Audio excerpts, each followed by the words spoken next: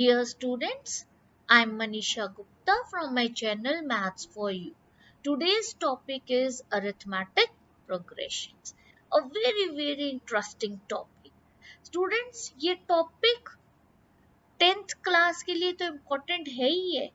ये उन बच्चों के लिए भी इम्पोर्टेंट है जिन्होंने 11th और 12th में मैथ्स लेके पढ़ना है। ये एक फाउंडेशन ले करता है for class 11th and 12th। ऐसा नहीं है कि जो मेडिकल के और कॉमर्स के बच्चे हैं उनके लिए ये इम्पोर्टेंट नहीं है, उनके लिए भी बहुत इम्पोर्टेंट है।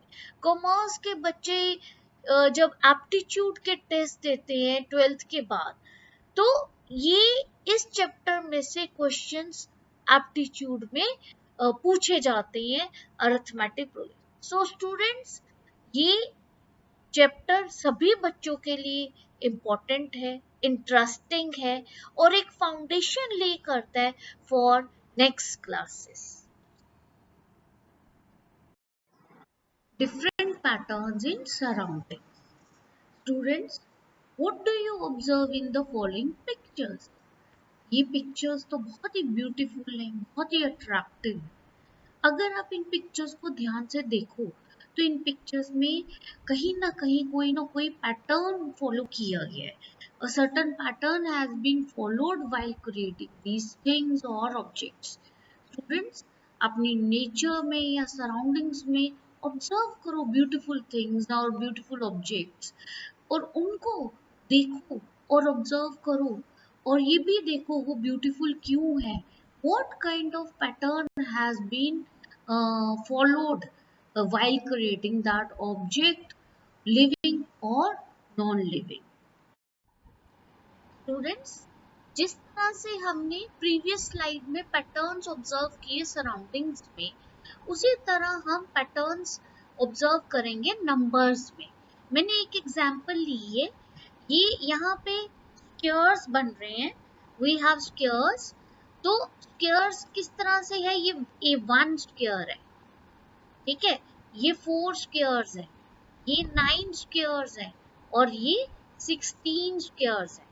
अगर हम इसको कीनली ऑब्जर्व करें तो हम 1 स्क्वायर को can be written as 1 raised to power 2, 4 can be written as 2 raised to power 2, 9 can be written as 3 raised to power 2 and 16 can be written as 4 raised to power 2। Students, बहुत एक important बात है कि जब numbers patterns में होते हैं तो हम उसके आगे वाले नंबर्स भी गेस कर सकते हैं। 4 मतलब 1 स्क्वायर, 2 स्क्वायर, 3 स्क्वायर, 4 स्क्वायर, इसके बाद हमारा आएगा, हम गेस करेंगे तो इसके बाद हमारा आएगा 5 स्क्वायर। सिमिलरली नेक्स्ट नंबर हमारा आ जाएगा 6 स्क्वायर। तो ये हमारा एक पैटर्न बन गया।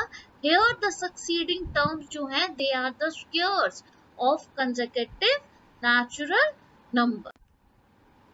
Students, अब हमने पैटर्न्स देख लिए सराउंडिंग्स में और पैटर्न्स देख लिए हमने नंबर्स में।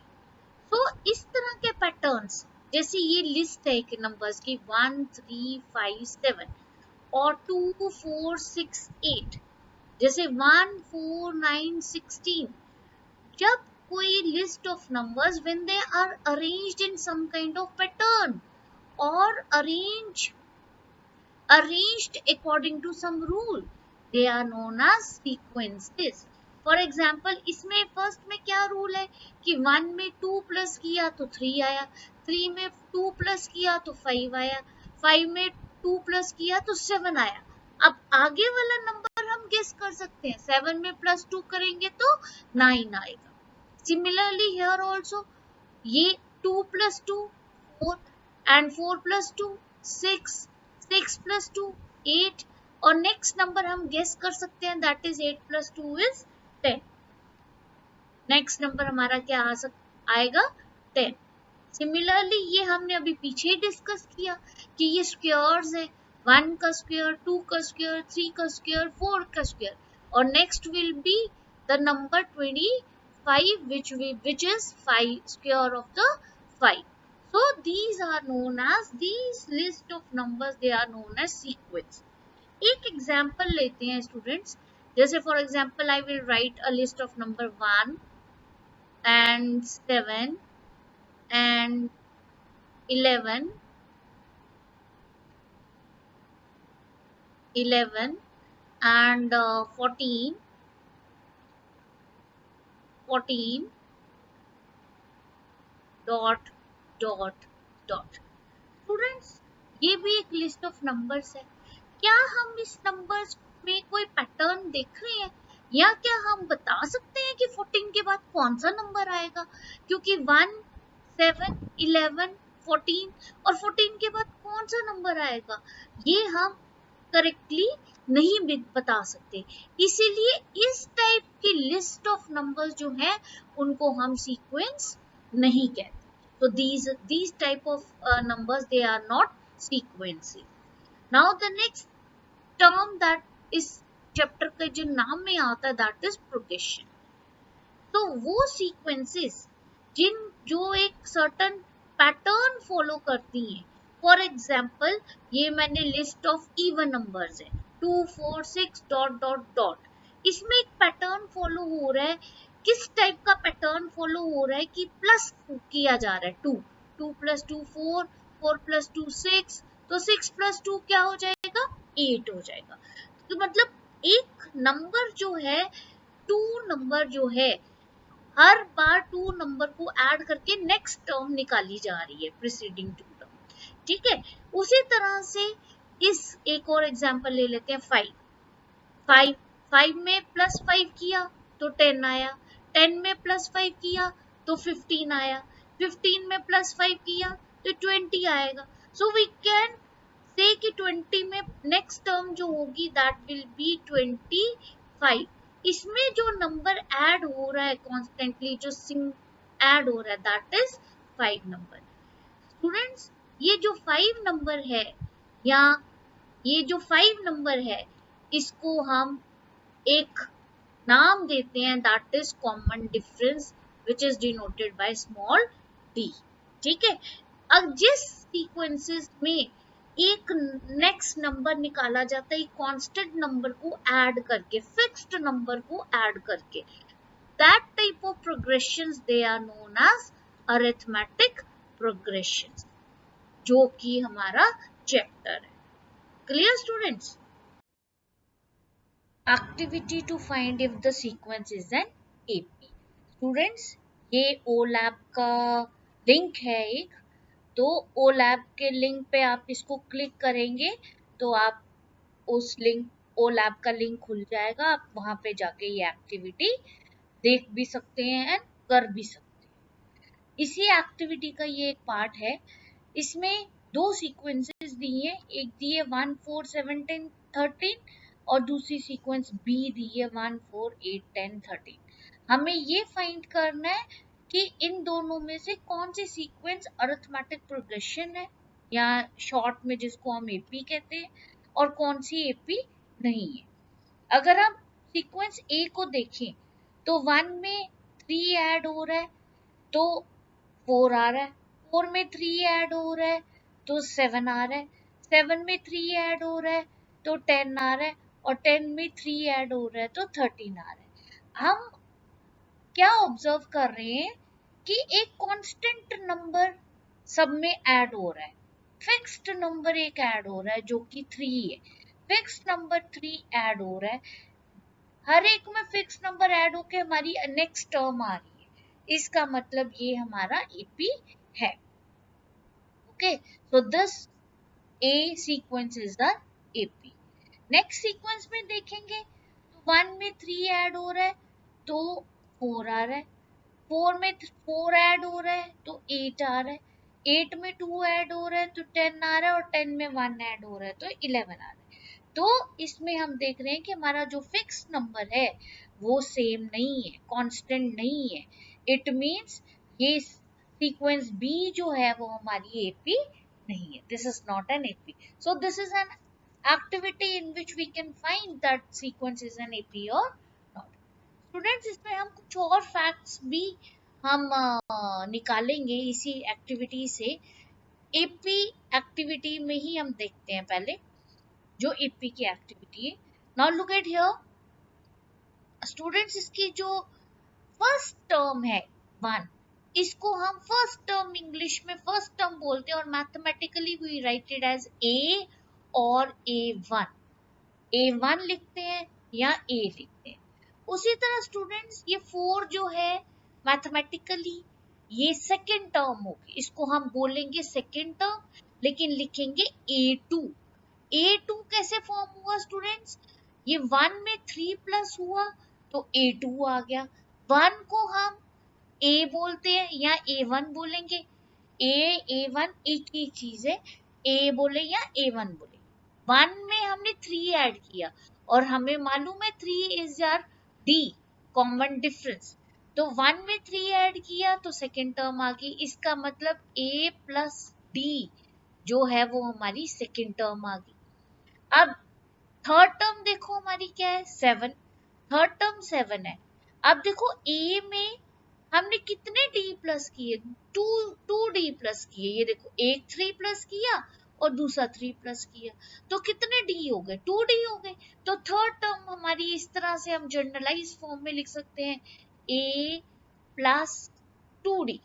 तो third term A3 is A plus 2D। उसी तरह जो फोर्थ टर्म है, पैटर्न देखते जाओ, A plus D, A plus 2D, तो जो फोर्थ टर्म होगी वो हमारी लिखी जाएगी A plus 3D, A plus 3D।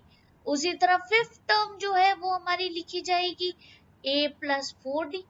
So students एक ये हमारी एपी की जनरल टर्म्स बन गई, क्या बन गई हमारी जनरल टर्म्स। तो अगर हमने मान लो 10th टर्म लिखनी है तो 10th term can be written as A plus 9D।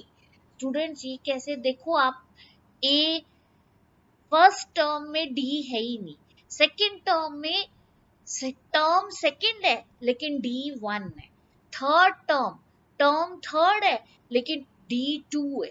So okay students, after activity के बाद हमें बहुत सारी चीजें क्लियर हो गई हैं कि बहुत सारी टर्म्स भी क्लियर हो गई कि अरिथमेटिक प्रोग्रेशन में ए और डी बहुत इंपॉर्टेंट है, फर्स्ट टर्म और कॉमन डिफरेंस, तो ये बहुत इंपॉर्टेंट है।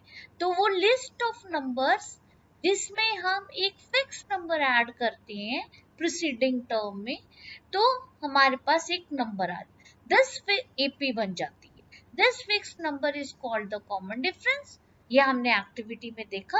और ये 5, 8, 11 इनको हम क्या बोलते हैं, टर्म्स ऑफ एन एपी, इनको हम क्या बोलते हैं, टर्म्स ऑफ एन एपी। 5 हो गई हमारी फर्स्ट टर्म, 8 हो गई हमारी सेकेंड टर्म और 11 हो गई हमारी थर्ड टर्म। और ये जो फिक्स नंबर है 3, इसको हम क्या बोलते हैं, डी, कॉमन डिफरेंस डी। ये भी हमने एक्टिविटी में देखा कि ये कैसे जनरल फॉर्म में एपी आ गई कि first term it will be written as A, second term will be written as A plus D, third A plus 2D, fourth A plus 3D, so on. ठीक है, where A is the first term and D is the common term.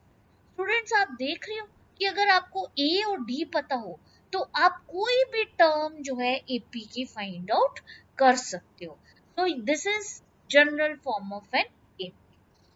अब AP दो तरह की होती है, एक होती है फाइनाइट AP, दूसरी होती है infinite AP।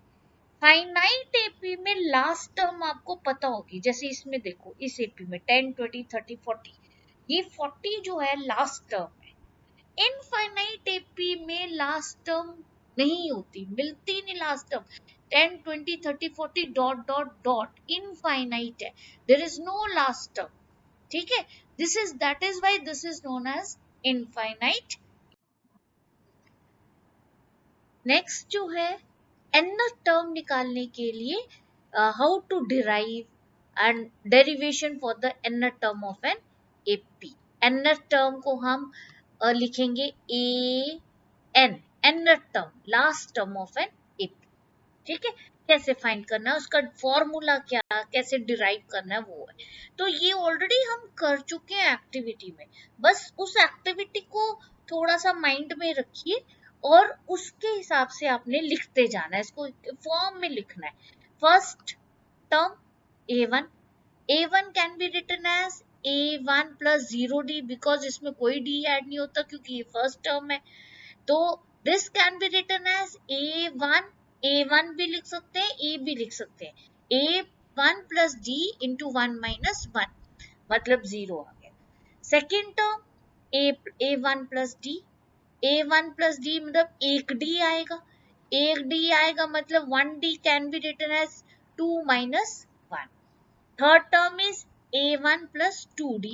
So 2d can be written as 3 minus 1d. इस तरह से हम अगर 100 टर्म लिखनी है तो this can be written as a1 plus 99d, a1 plus 99d, and 99 can be written as 100 minus 1. So nth term an will be written as a1 plus a1 plus n minus 1 into d. So students, ये हमारा formula बन गया n term का, a n is equal to a plus n minus 1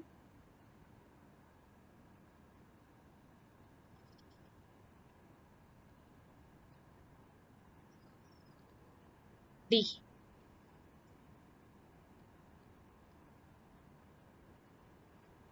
ये बहुत ही important formula बन गया हमारे पास। इसमें 4 अननोन चीजें, a n n term last term, what is a first term, n term, term कौन सी है, और d कॉमन डिफरेंस। 4 में से अगर हमें 3 नोन हो तो हम फोर्थ जो है अननोन फाइंड आउट।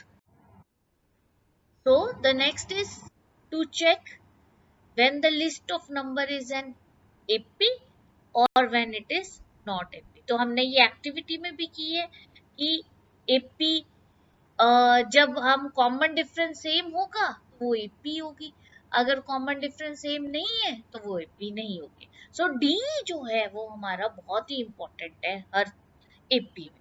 नाउ ये एक एपी है 1 1 2 2 3 3।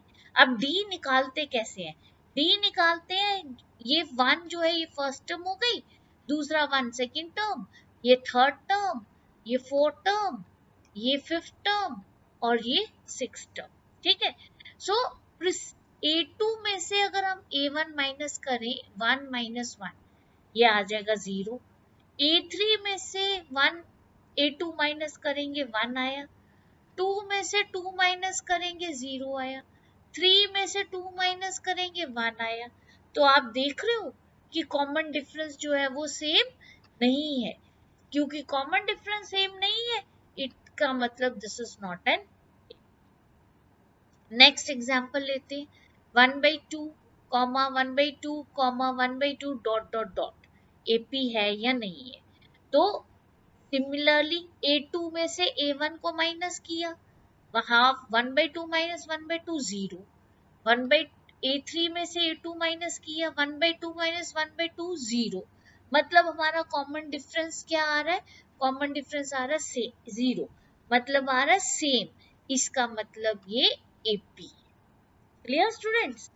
Now look at another example ले लेते हैं 3 1 -1 -3 डॉट डॉट डॉट, 1 -3 करेंगे -2 आया, -1 करेंगे -2, -3 और माइनस माइनस 1 हो जाएगा +1 -2, इसका मतलब कॉमन डिफरेंस इसमें भी सेम आया जो कि -2 है, इसीलिए ये AP। क्लियर। उसके बाद एक और करते हैं इसी तरह से a2 माइनस a1 माइनस करके d निकालते जाएंगे, अगर d सेम आया तो AP है। इसमें D जो है 1.1 है, इसका मतलब ये AP है। तो स्टूडेंट्स आपने एक तो ये देखा कि D सेम नहीं है तो AP नहीं है, D सेम है तो AP है। तो इसमें आपने देखा कि D पॉजिटिव भी हो सकता है, D नेगेटिव भी हो सकता है और D जीरो भी हो सकता है। तो ये बहुत ही एक इम्पोर्टेंट बात है कि बच्चों को ये लगता है कि D जीरो हो सकता है, क्या वो AP हो सकता है? तो ये हमने नेक्स्ट है method how to write an AP। AP को कैसे आपने राइट करना है। नाउ एक क्वेश्चन है, write an AP whose first term students इसको मैथ्स में ट्रांसलेट करेंगे तो A होगा, मतलब फर्स्ट टर्म 6 है, मतलब हमारा A जो है वो हमारा 6 है, A is 6। ठीक है, कॉमन डिफरेंस क्या है हमारा D is equal to -3। Students हमने एक्टिविटी में भी देखा था कि जनरल फॉर्म ऑफ AP हमारा कैसे आता है, A plus D, A plus 2D, A plus 3D। इसमें A और D की वैल्यू पुट सब्स्टिट्यूट कर देनी है तो हमारी AP आ जाएगी 6, 3, 0, -3, dot dot dot. So this is a infinite AP। एक और क्वेश्चन देखते हैं कि जनरल टर्म दी है और हमने ये देखना है कि ये AP फाइंड करनी है, वेदर ये AP है कि नहीं है। Very important question. Check that list of numbers defined by an is equal to 5n plus 3 is an AP or not. Students, अगर हमारा D सेम आता है, वही इम्पोर्टेंट, वेरी वेरी इंपॉर्टेंट कि D की बात करनी है। D अगर सेम है तो AP है और अगर D सेम नहीं है तो AP नहीं है। तो D हम यही निकालते हैं, an में से प्रीसीडिंग टर्म, नेक्स्ट टर्म में से an माइनस करेंगे, प्रीसीडिंग टर्म माइनस करेंगे। ये an जो है गिवन है 5n प्लस 3। नेक्स्ट टर्म निकाल लेते हैं an, तो नेक्स्ट टर्म जो होगी वो होगी an प्लस 1। n की जगह हमने n प्लस 1 सब्स्टिट्यूट कर लेना है, n प्लस 1 सब्स्टिट्यूट करके उसको सिंप्लीफाई कर देना है तो हमारा आंसर आएगा 5n प्लस 8। अब d निकालना है, d कैसे निकालेंगे, an प्लस 1 माइनस an, तो 5n plus 8 minus 5n minus 3। अब देखो इसका आंसर क्या है, 5 आया। 5 में कोई भी n नहीं है, इंडिपेंडेंट ऑफ n है, तो ये सीक्वेंस AP होगी, दिस विल बी AP। आप कोई भी टर्म में आप जब भी D निकालोगे तो आपका आंसर 5 ही आएगा। किसी भी टर्म को, दो टर्म्स को सब्ट्रैक्ट करोगे, डिफरेंस निकालोगे तो आपका D जो है that will be 5 only, hence this is an AP। एक क्वेश्चन और देखते हैं, सेम क्वेश्चन, इसमें an दिए 3n square minus, same type का क्वेश्चन है, an is 3n square minus 5, AP है कि नहीं है। सेम स्टेप, an प्लस 1 निकालेंगे, an प्लस 1 निकाला तो ये हमारा 3n square plus 6n plus 3 minus, ये आ गया हमारा -5।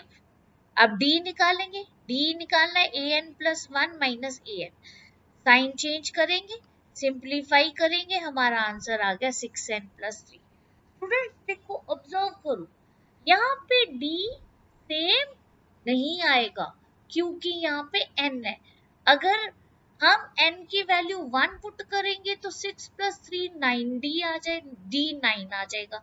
अगर n की वैल्यू 2 पुट करेंगे तो 6 2 12, 12 प्लस 3 15, तो D 15 आ जाएगा। अगर n की वैल्यू 3 पुट करेंगे 6 3 18, 18 प्लस 3 21, तो D 21 आ जाएगा। इसका मतलब D। Thank you students.